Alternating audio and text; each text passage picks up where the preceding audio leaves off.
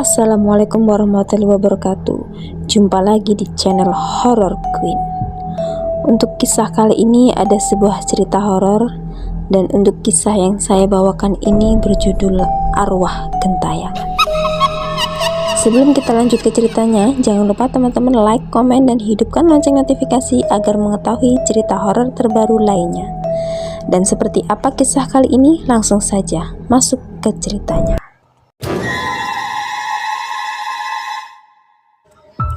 Pada sebuah desa terpencil, terdapat sebuah rumah tua yang dikelilingi pepohonan lebat dan hanya diterangi oleh remang-remang cahaya bulan. Rumah itu terkenal angker dan telah lama ditinggalkan karena satu alasan yang semua orang di desa tahu: arwah penasaran seorang perempuan yang tewas di dalamnya. Konon, perempuan itu bernama Sari. Ia adalah seorang ibu muda yang hidup dengan suaminya, Danu, dan anak kecil mereka, Bima. Namun kehidupan Sari tidaklah bahagia.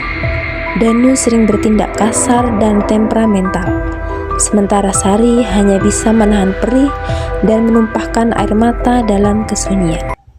Suatu malam, terdengar suara keributan hebat dari dalam rumah mereka.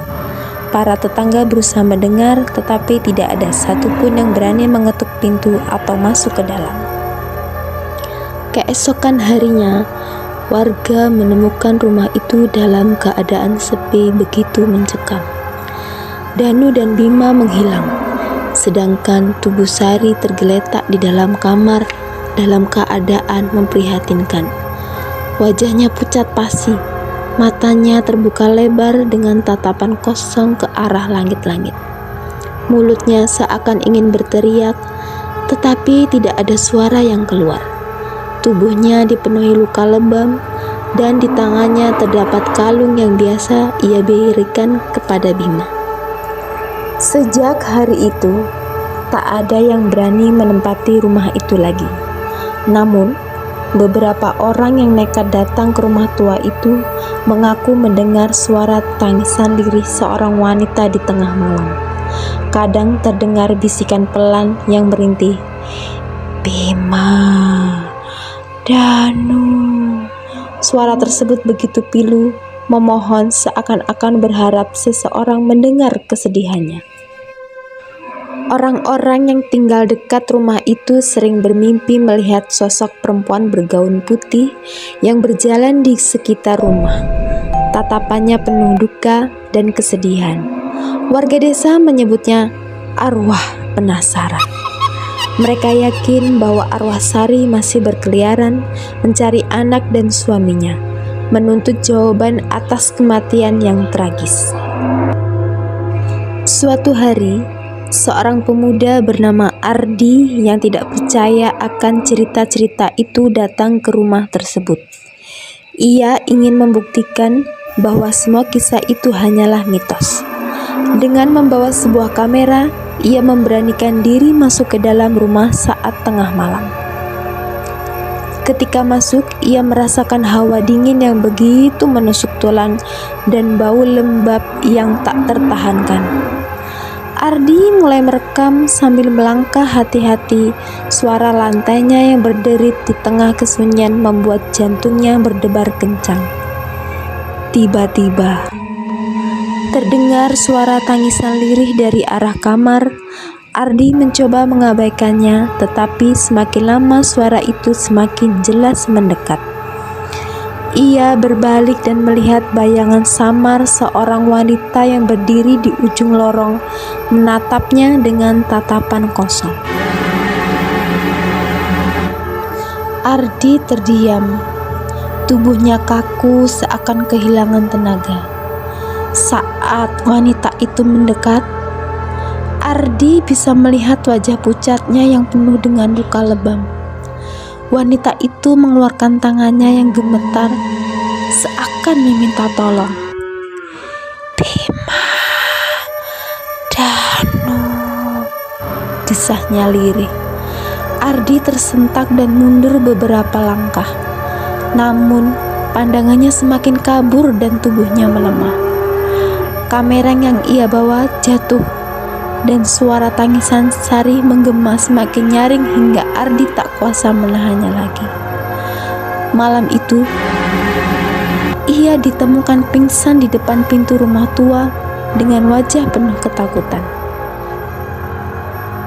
Setelah peristiwa itu, Ardi tidak pernah lagi kembali ke rumah tua tersebut dan tidak ada lagi yang berani mendekat. Namun, tangisan arwah penasaran Sari tetap terdengar setiap malam, memohon belas kasihan dan mencari keadilan yang tak kunjung datang. Setelah kejadian yang menimpa Ardi, desas-desus mengenai arwah penasaran Sari semakin menyebar. Rasa takut merayapi setiap orang yang tinggal di desa itu. Beberapa orang yang tinggal dekat rumah tua tersebut mengaku mendengar lebih dari sekedar tangisan. Mereka juga mendengar suara langkah kaki kecil seperti anak-anak yang berlarian di lantai kayu rumah. Sementara itu, Ardi yang selamat dari peristiwa mengerikan malam itu mengalami perubahan yang aneh. Ia sering melamun, menjadi pendiam, dan terlihat selalu gelisah. Saat ditanya oleh teman-temannya, Ardi hanya berkata bahwa ia mendengar suara. Di suatu malam, Ardi kembali bermimpi tentang sosok Sari. Di dalam mimpinya, Sari berdiri di ujung kamar dengan wajah penuh luka dan air mata. Kali ini, sosok itu tidak hanya diam, tetapi berbicara kepadanya. Suara Sari begitu pelan dan penuh keputusasaan, seperti bisikan yang merayap dalam kegelapan. Tolong, kembalikan anakku, Bima. Ardi pun terbangun dengan jantung berdebar kencang dan keringat dingin mengucur. Mimpi itu terlalu nyata. Ia merasa seperti mendengar permintaan Sari yang sebenarnya, meminta tolong untuk menemukan anaknya yang hilang. Meski takut, Ardi tidak bisa mengabaikan panggilan itu begitu saja. Ia merasa terikat pada arwah Sari dan mungkin meskipun menyeramkan, hanya ia yang bisa membantunya menemukan jawaban dari misteri kematiannya. Ardi mulai mencari informasi lebih lanjut tentang keluarga Sari. Ia bertanya pada para tetua desa yang mungkin mengetahui cerita masa lalu keluarga itu. Salah seorang tetua desa bernama Pak Burhan akhirnya berbicara dengan nada serius dan berbisik. Menurut Pak Burhan, suami Sari, Danu, dikenal sebagai orang yang sering bermain dengan ilmu hitam. Danu memiliki kebiasaan mencari kekayaan dengan cara-cara yang tidak wajar, dan orang-orang percaya bahwa ia pernah mengorbankan sesuatu yang berharga untuk mendapatkan kekuatannya. Danu memuja sesuatu yang gelap. Banyak yang percaya bahwa ia mempersembahkan darah untuk memperoleh kekayaan, tetapi saat darah yang dijanjikan itu datang dari keluarga sendiri, semuanya mulai berbalik, kata Pak Burhan sambil menghela napas panjang. Sari dan Bima adalah korban dari kegilaan Danu. Setelah mendengar itu, Ardi semakin yakin bahwa arwah Sari tidak bisa tenang karena kejahatan yang dilakukan oleh Danu. Untuk menenangkan arwahnya, Ardi merasa harus mencari tahu apa yang terjadi pada Bima, anaknya yang hilang. Dengan tekad yang kuat, ia memutuskan untuk kembali ke rumah tua itu. Kali ini dengan niat untuk mencari petunjuk yang bisa mengungkap keberadaan Bima. Di tengah malam yang dingin, Ardi memasuki rumah tua tersebut sekali lagi. Namun, kali ini suasana rumah jauh lebih mencekam dari sebelumnya. Hawa dingin menyelimuti setiap sudut ruangan dan bayangan gelap tampak melayang di sekelilingnya. Dengan bantuan sebuah lentera, Ardi perlahan menelusuri setiap kamar, berharap menemukan sesuatu yang bisa menjawab misteri ini. Dan ketika ia memasuki kamar yang terakhir, ia melihat sesuatu yang membuatnya merinding. Di dinding kamar itu terukir tulisan-tulisan yang tampak baru.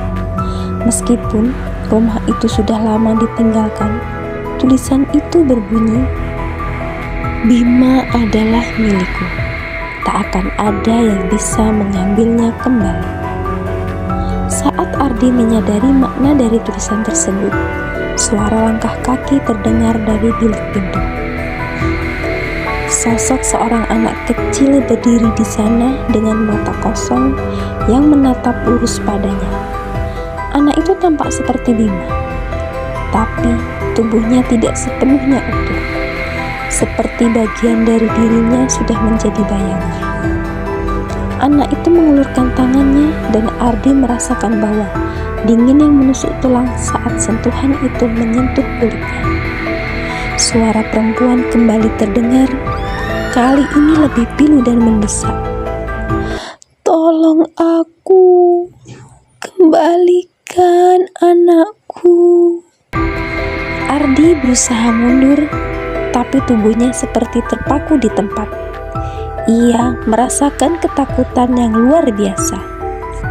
Namun ia tahu satu hal, hanya dengan membantu arwah Sari menemukan ketenangan, ia bisa keluar dari rumah itu hidup-hidup.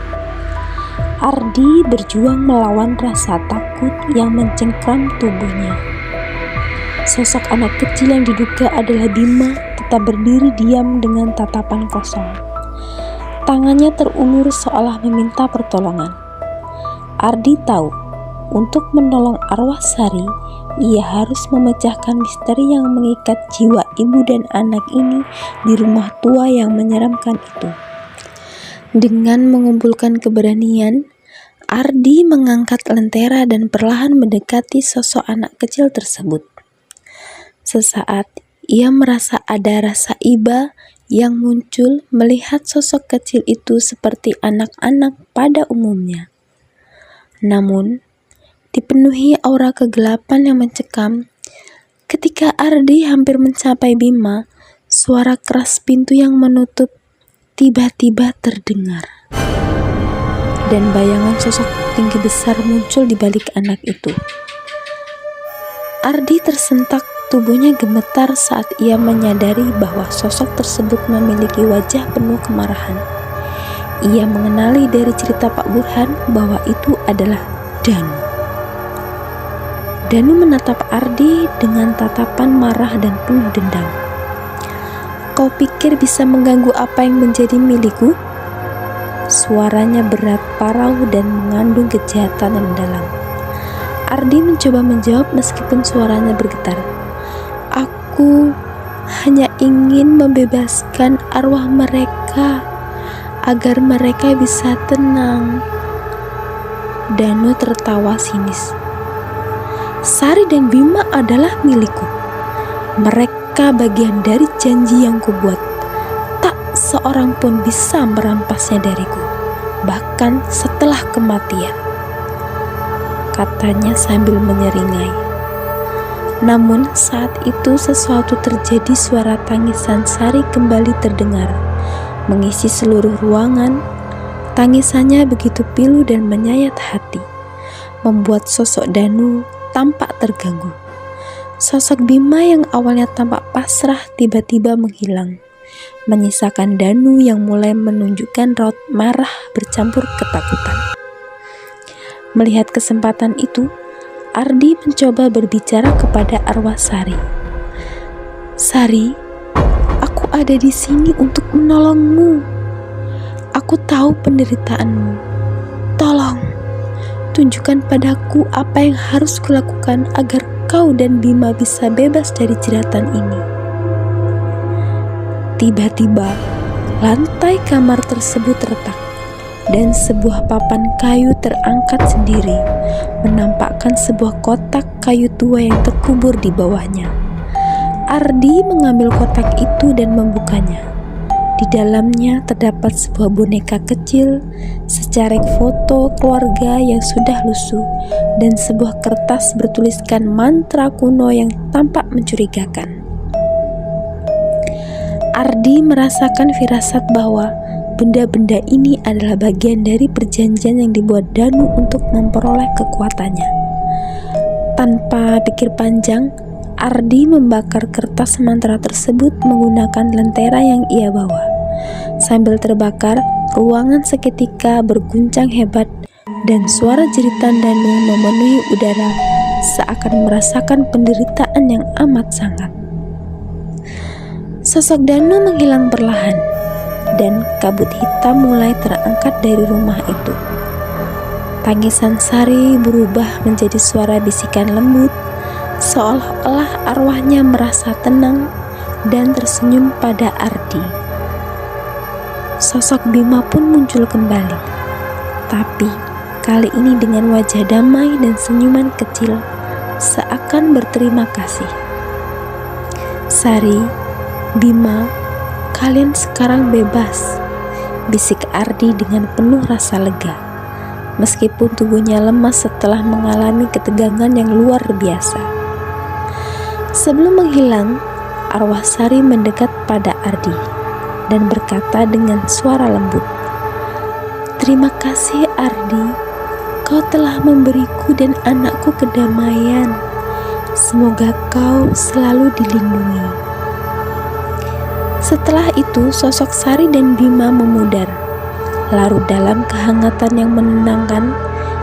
Begitu arwah mereka menghilang, rumah itu terasa lebih ringan, seolah-olah semua energi gelap yang dulu memenuhi tempat itu telah lenyap.